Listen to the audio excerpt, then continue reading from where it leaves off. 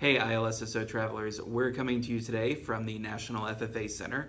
We're here in the Borlaug room, named after Norman Borlaug, and we wanted to spend just a few minutes introducing you to the two of us who are going to travel with you in January on ILSSO.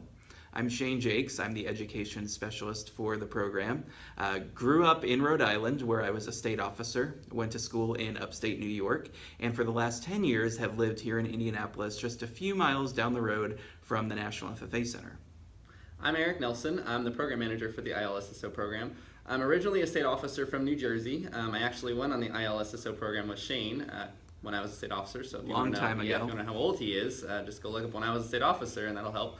I currently live in downtown Indianapolis, so when you guys come into town for convention, I live just a couple blocks from where convention happens.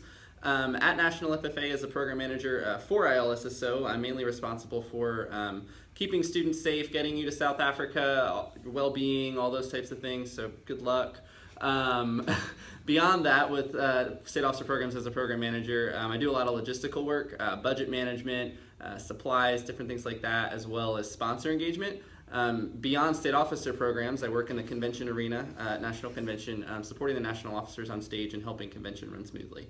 Shane, what about you? What do you do with National FFA? Yeah, so as I mentioned, I'm an education specialist, and so while Eric's job is largely program operations, I'm more on the content side of programs. And so really that involves development and delivery, making sure that we have solid curriculum, solid learning objectives, and then also making sure our folks like chaperones and facilitators are equipped with what they need as they're out in the field delivering these programs to you. Eric and I have actually both been to South Africa before, and so we're excited to share that experience with you.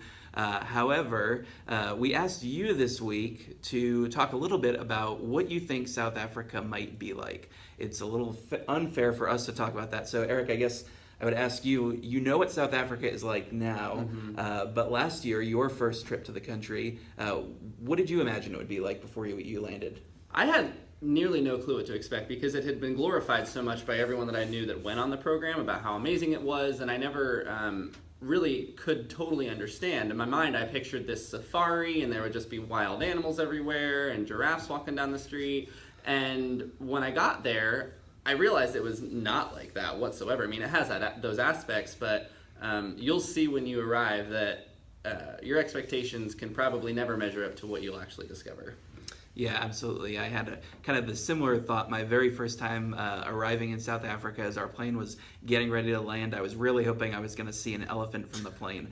That did not happen, but I knew a little bit about South Africa from a high school project I had done studying their apartheid system. And so I had an idea of what to expect in terms of different races coexisting. And I knew the work that Mandela and Desmond Tutu and other folks had done to reunify that country after the apartheid system was abolished. So I had this thought of what coexistence would look like.